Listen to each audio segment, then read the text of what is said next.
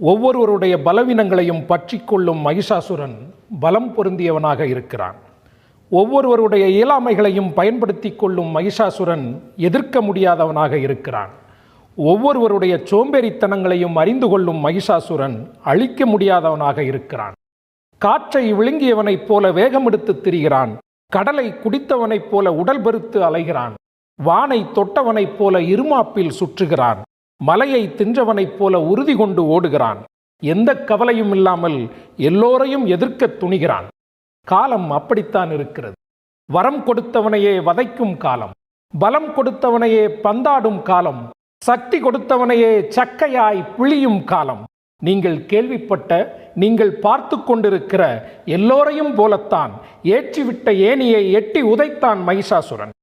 உதைத்தது மட்டுமல்லாமல் உடைத்து நொறுக்கினான். இப்படித்தான் காலம் அவன் காலுக்கு கீழே கசங்கிக் கொண்டிருந்தது. பாதிக்கப்பட்டவர்களின் கண்ணீர் அவன் பாதங்களுக்கு கீழே ஆறாய் பாய்ந்து கொண்டிருந்தது. உங்களுக்கு தெரியும், நீண்டகால அழுத்தங்களை யாரும் தாங்கிக் கொண்டிருக்க மாட்டார்கள்.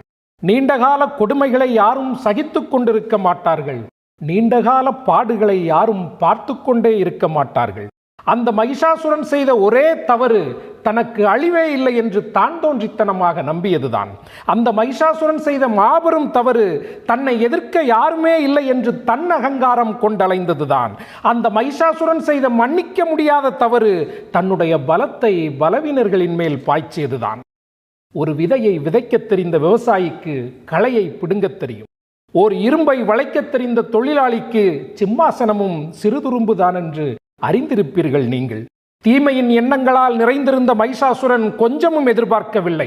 அழிவின் காட்சிகளை ஆராதித்துக் கொண்டிருந்த மகிஷாசுரன் கொஞ்சமும் எதிர்பார்க்கவில்லை. நெருப்பு கனன்று கொண்டே கிடப்பது போல எதிர்ப்பும் கனன்று கொண்டேதான் கிடக்கும்.